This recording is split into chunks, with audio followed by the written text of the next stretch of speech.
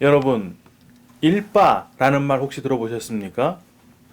일바라는 말은 첫 번째 순서라는 뜻으로 사용되는 일종의 오래된 속어인데요.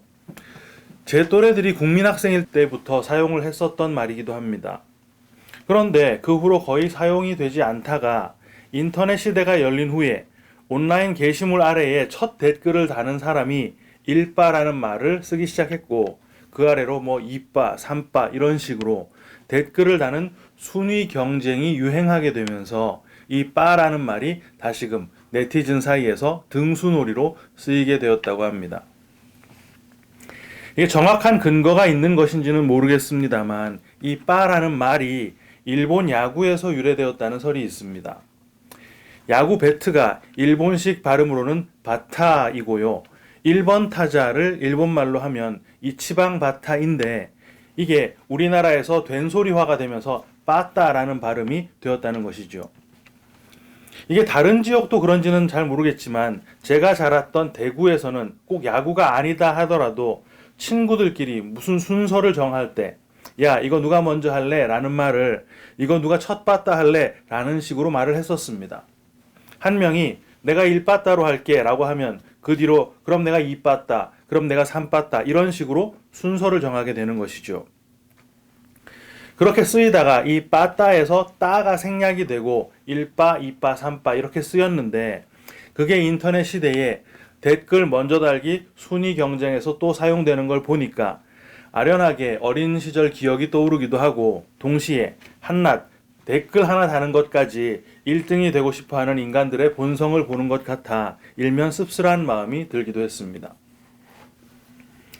지난 시간 우리는 아리마대 요셉의 무덤에 묻히신 주님에 대해 함께 나눴습니다. 아리마대 요셉은 재력가였고 존경받는 공회원이었고 당찬 성품에 소망을 가진 의롭고 선한 자였지만 유대인을 두려워했던 사람, 이거 뭐였습니까? 율법의 매인자라 그랬잖아요. 그랬던 아리마대 요셉이 주님의 시체를 거두고 무덤에 그 시체를 안치함을 통해서 그는 어떤 사람이 됐다 그랬습니까? 무덤을 시원하게 쾌척했던 헌신한 자였던가요? 아니었죠. 율법으로 부정한 자, 그것도 7일 동안 부정한 자가 되었습니다. 그거 뭐였는데요? 온전히 부정한 자, 죽은 자가 됐다는 거였잖아요. 하지만 그 죽음은 예수님의 시체로 인한 것이었고 예수와 연합되어 죽은 자가 된 것이라 그랬습니다. 그 결과 율법에 매여 죽었어야 했던 바로 그 아리마대 요셉의 무덤에 대신 죽은 예수님의 시체가 들어가게 되었고, 바로 그 자리 바꿈을 통해 여전히 율법에 매인 자들, 성도들, 우리 교회가 어떻게 의로운 자, 선한 자라고 하는 그 완성된 약속의 자리에 설 수 있게 되었는지를 선명하게 보여주는 그림이었다라는 것을 우리가 확인한 것입니다. 동시에 주님께서 무덤에 들어가신 후 안식일을 온전히 쉬시는 동안 무덤을 지키기 위해 동원된 자들 누구였습니까? 대제사장들, 바리새인들, 빌라도, 경비병들이었지요. 이거 다 누구였습니까? 세상의 원리, 세상의 힘, 율법에 매여 있는 자들이었습니다. 주님은 그렇게 쉬시고 세상은 일하고 있는 그 장면은 율법으로 돌아가는 이 세상에 참 안식이 없다는 걸 고발하는 그림이었다 그랬지요.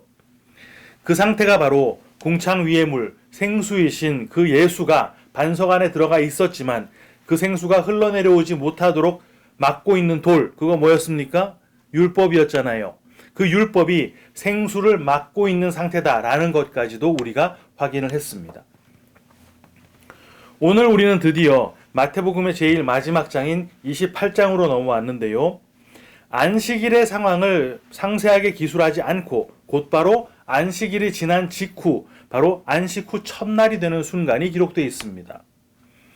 그 새벽에 막달라 마리아와 다른 마리아가 무덤으로 갔다고 해요.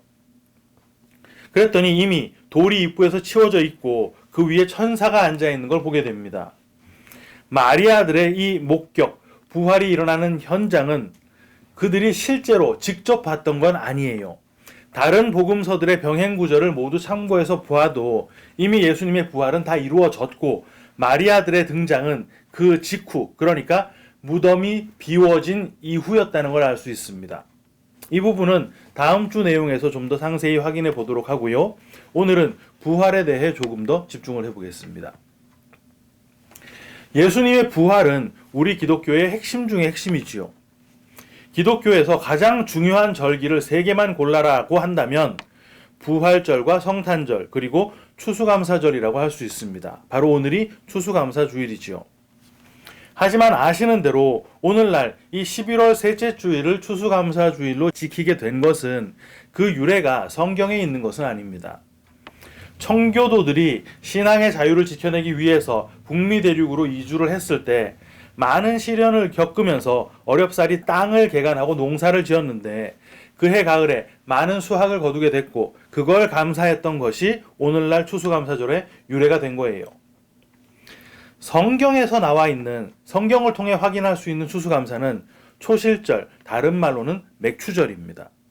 오늘날의 추수감사절과는 전혀 무관한 오히려 부활절과 연계된 그 절기죠. 초실절은 그 해에 수확된 첫 보리를 하나님께 제사로 드리는 날인데 이 초실절을 정확하게 알려면 6월절과 연계해서 확인을 해야 합니다. 6월절은 히브리 달력으로 1년의 첫 번째 달 니산월의 14번째 날인데요. 우리가 쓰는 태양력으로는 이 니산월이 3월 하순에서 4월 중순경에 시작이 됩니다. 오늘날 부활주일이 양력의 어떤 특정한 날짜로 정해져 있지 않고 마치 음력 날짜처럼 매년 다르게 나가는 이유가 이렇게 히브리력과 태양력의 차이 때문이에요. 니산월 14일 이 6월절은 잘 아시는 대로 출애굽 당시에 문설주와 인방에 피가 발려진 집만 죽음이 넘어갔던 것을 기념하는 날입니다. 바로 이 6월절을 기준으로 그 직후 일주일 동안 7일 동안의 무교절이 시작되는 거예요. 그럼 그 무교절 기간인 그 일주일, 그 7일 안에는 반드시 하루의 안식일이 들어가 있겠지요. 바로 그 안식일 바로 다음 날이 부활절입니다. 오늘 본문 1절 표현으로 하자면 안식 후 첫날인 것이죠. 안식일이 다 지나고 안식 후 첫날이 되려는 새벽에 막달라 마리아와 다른 마리아가 무덤을 보려고 갔더니 이렇게 안식 후 첫날 막달라 마리아와 다른 마리아가 예수님의 무덤을 찾아갔는데 거기서 그들이 만난 건 천사였고 그 천사가 야 너희들 무서워하지 마. 너희 지금 예수님 시체 찾으러 왔지? 그런데 예수님 살아나셨어. 그러니까 빨리 가서 예수님 제자들한테 이거 알려줘. 이렇게 말을 했다 그래요. 그리고 천사들은 7절 하반절 내용을 덧붙였습니다. 너희보다 먼저 갈릴리로 가시나니 거기서 너희가 배우리라 하라. 보라 내가 너희에게 일렀느니라 하거늘. 마리아들은 즉시 제자들에게로 달려갑니다. 그런데 그 순간 이번에는 예수님께서 직접 마리아들에게 나타나셨어요. 그리고는 10절 말씀을 해주시는데 제가 다시 한번 읽어드리겠습니다. 이에 예수께서 이르시되 무서워하지 말라. 가서 내 형제들에게 갈릴리로 가라 하라. 거기서 나를 보리라 하시니라. 이 내용에서 천사들과 부활하신 예수님이 공통적으로 언급한 내용이 있습니다. 두 가지인데요. 첫 번째는 무서워하지 말라라는 거였고 두 번째는 갈릴리로 가라라는 것이었어요. 이 두 가지 내용 중에 무서워하지 말라라는 건 충분히 이해가 됩니다. 제자들이나 무덤을 찾아온 이 마리아들이나 모두 다 무서웠을 테니까요. 믿고 따랐던 스승이 로마법으로는 반역죄에 죽은 것이지만 실제 유대인의 율법으로는 신성모독을 명목으로 해서 죽은 상황 아닙니까? 이미 자신들이 모두 갈릴리 이단으로 몰려있는 상황이었단 말이에요. 그런데 갈릴리로 가라고 하신 이유는 뭐였을까요? 심지어 이 갈릴리라고 하는 장소는 주님이 최후의 만찬에서 미리 정확하게 지목해 두기까지 하셨습니다. 마태복음 26장 31절 32절. 그때에 예수께서 제자들에게 이르시되 오늘 밤에 너희가 다 나를 버리리라. 기록된 바 내가 목자를 치리니 양의 떼가 흩어지리라 하였느니라. 그러나 내가 살아난 후에 너희보다 먼저 갈릴리로 가리라. 이렇게 그 장소가 갈릴리였어야 하는 이유는 바로 초실절에 숨겨져 있습니다. 앞서 6월절을 기점으로 해서 그 일주일을 무교절로 지낸다 그랬지요. 그 무교절 일주일 중에 반드시 포함되어 있는 그 안식일 바로 다음 날 유대인들은 처음으로 수확된 보리를 가지고 와서 하나님께 제사를 드립니다. 이게 초실절 소제예요. 레위기 23장 9절 10절. 이스라엘 자손에게 말하여 이르라. 너희는 내가 너희에게 주는 땅에 들어가서 너희의 곡물을 거둘 때에 너희의 곡물의 첫 이삭 한 단을 제사장에게로 가져갈 것이요. 제사장은 너희를 위하여 그 단을 여호와 앞에 기쁘게 받으심이 되도록 흔들되 안식일 이튿날에 흔들 것이며. 그런데 대대로 초실절에 바쳐진 그 보리는 항상 게네사렛 평야에서 수확된 것이었습니다. 그 이유는 미시나라고 하는 유대 문헌에 나와 있는데요. 그 내용이 이렇습니다. 게네사렛이라는 지역은 과거 화산이 있던 지역이었는데 화산 폭발 때는 용암이 나오잖아요. 그 용암은 굳어서 현무암이 되고 현무암은 색이 아주 검습니다. 그 검은 현무암이 풍화작용을 거쳐서 토양이 됐기 때문에 게네사렛 지역의 땅은 자연히 검은색을 띠고 있었던 거예요. 그래서 다른 지역 땅보다 햇빛을 더 많이, 더 빨리 흡수하고 열기를 더 오래 머금고 있기 때문에 항상 다른 지역보다 먼저 보리가 익는다고 합니다. 그러니까 게네사렛 땅에서 수확된 그 해 첫 소산, 그 첫 보리단이 안식일 다음 날, 안식 후 첫날 하나님께 소제로 바쳐지고 나면 이제 그날을 기해서 7주간 전 유대 지역에 추수가 시작이 되는 거예요. 새로 추수한 곡식을 판매하거나 먹는 것도 모두 다 이 첫 보리단이 하나님께 소제로 드려진 후라야 허용이 되었다고 합니다. 예루살렘의 경우 해발 800m 산간의 그 아주 높은 곳에 위치하고 있다 보니까 예루살렘 지역의 그 보리 수확은 초실절이 지난 후 대략 7주 정도가 지나야 이루어진다고 해요. 그렇다면 여러분 이제 한번 생각을 해보세요. 6월절은 인방과 문설주의 피가 발려서 죽음이 그 집을 넘어가게 되는 날인데 우리는 이미 그 6월절 어린 양이 예수님이었다는 걸 확인했었습니다. 실제 6월절을 기해서 예수님이 십자가에서 죽으셨어요. 그럼 이제 그 예수님의 죽음을 기점으로 뭐가 시작된다는 말입니까? 일주일간의 무교절이 시작되겠지요. 무교절은 일주일 동안 누룩을 섞지 않은 밋밋한 떡을 먹는 기간입니다. 예수님께서 바리새인들의 누룩을 주의해 라고 말씀하신 것처럼 성경에서 누룩은 죄를 상징하는 장치로 쓰입니다. 그러니까 이건 인방과 문설주의 피를 발라서 죽음을 지나가게 하기 위해 죽임을 당하게 된 그 6월절의 어린 양 예수가 바로 누룩이 없는 떡, 다시 말해 죄 없는, 흠 없는 생명의 떡이 되어서 그 택한 백성들의 양식으로 주어진다라는 걸 모형했던 것입니다. 그렇게 죽으신 예수님은 안식일을 무덤에서 보내시고 안식 후 첫날 부활을 하셨지요. 그런데 그 안식일은 일주일 동안의 무교절에 포함되어 있는 안식일이니까 그 안식일 다음 날은 뭘 해야 합니까? 당연히 초실절 처음 익은 곡식을 하나님께 소제로 드려야 하잖아요. 그 안식일 바로 다음 날이 초실절이니까. 그런데 그 초실절 첫 보리단은 어디서 수확한다고요? 게네사렛 평야. 거기가 바로 갈릴리라는 말입니다. 갈릴리 바다 서쪽 해안이 게네사렛 평야예요.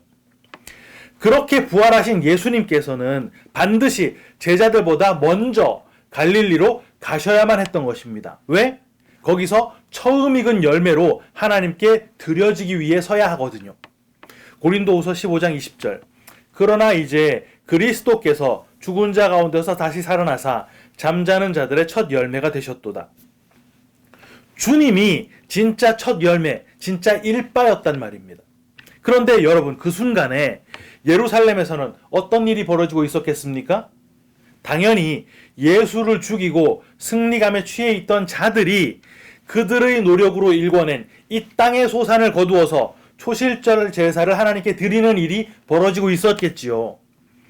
진짜 초실절의 첫 열매는 지금 갈릴리로 가서 거기서 제자들을 기다리는데 그 첫 열매가 뭔지도 모르는 그 율법의 메인 그 예수를 죽인 자들이 자기네 힘으로 만들어낸 참된 초실절의 모형에 불과한 그 보리 소산을 이게 일바로 수확된 것임네 하면서 여전히 드리고 있었을 거란 말입니다. 왜? 율법에 매여 있는 자들은 뭐가 진짜 첫 것인지를 알 수가 없으니까. 역사 내내 인간들은 그걸 깨닫지 못했어요. 인간들 나름대로의 노력으로 결실한 첫 열매를 하나님이 받으셨습니까? 아니었죠. 모조리 다 판판이 기각당했습니다. 가인이 땀과 노력으로 거두었던 그 곡식 하나님이 거절하셨어요. 근데 그게 단순히 곡식이라서 거절했던 거 아니었지요. 하나님이 그 첫째였던 가인을 받지 않았다는 말을 하는 것입니다. 왜? 에덴에서 쫓겨난 아담과 하와 누구였습니까? 죄인. 바로 그 죄인들이 스스로 만들어낸 첫 열매가 가인이었기 때문에. 그뿐입니까? 아브라함이 스스로 만들어낸 첫 열매 이스마엘, 하나님이 부정하셨고 장자의 자리에서 기각해버리셨습니다. 곧이어 장남 에서도 기각당하고 차남 야곱이 그 자리에 서게 됐었죠. 요셉의 두 아들 므낫세와 에브라임 역시 장남 므낫세에게 그 축복이 전달되지 않고 축복의 그 오른손은 차남 에브라임에게 올라가게 됩니다. 하나님께서는 인간의 노력으로 일궈냈던 그 첫 소산, 그 장남들을 모조리 다 기각하시고 인간의 힘으로는 불가능했던 태를 열어서 예수님의 모형들을 출산하게 하십니다. 무슨 말입니까? 하나님께서 받으실 그 첫 것은 친히 준비하신다는 말을 하는 거예요. 이미 늙어서 폐경이 된 그 사라를 통해 이삭을 낳게 하셨고 불임이었던 라헬을 통해 요셉을 낳게 하십니다. 뿐입니까? 과부 룻을 통해서 다윗의 조상을 낳게 하셨죠. 이삭, 야곱, 요셉, 다윗, 이거 다 누구 모형이었습니까? 예수님이었잖아요. 그리고 결국 초림의 예수님은 누가 낳았습니까? 동정녀 마리아가 낳았죠. 동정녀는 뭐 너무 순결하고 깨끗해서 그 태를 통해 오신 거라 그랬습니까? 아니었죠. 예수님은 인간의 땀과 노력이 단 1%도 포함되지 않은 하나님께서 친히 준비하신 제물이다 라는 말을 하기 위해 동정녀에게 나셨다는 말입니다. 그럼 다른 사람들은 그렇다 치고 제자들은 그 첫 열매가 뭔지 깨달았습니까? 아니잖아요. 제자들 역시 진짜 초실절 열매가 뭔지를 몰랐습니다. 그러니까 무서워서 밖으로 나가지도 못하고 숨어 있었던 거예요. 바로 그런 제자들을 예수님께서 지금 청하고 계신 것입니다. 어디로? 갈릴리로. 왜? 게네사렛, 바로 그 갈릴리가 모형하고 있던 진짜 초실절이 드디어 이루어졌으니까. 주님께서 그때 제자들을 뭐라고 호칭하셨습니까? 오늘 본문 10절인데요. 이에 예수께서 이르시되 무서워하지 말라. 가서 내 형제들에게 갈릴리로 가라 하라. 거기서 나를 보리라 하시니라. 내 제자들이었습니까? 아니죠. 내 형제들입니다. 왜? 이제 첫 열매가 맺혀서 하나님께 드려지고 나면 드디어 온 이스라엘의 추수가 시작되는 것이니까. 그때까지 이스라엘의 모든 보리는 추수할 수 없는 보리였어요. 아직 익지도 않았을 뿐더러 심지어 우리가 보기에 아무리 익어 보인다 해도 하나님께 첫 보리가 소재로 드려지지 않으면 그거 추수 못했다는 말입니다. 추수되지 못한 채 들판에서 그냥 썩어서 버려져야 했던 거예요.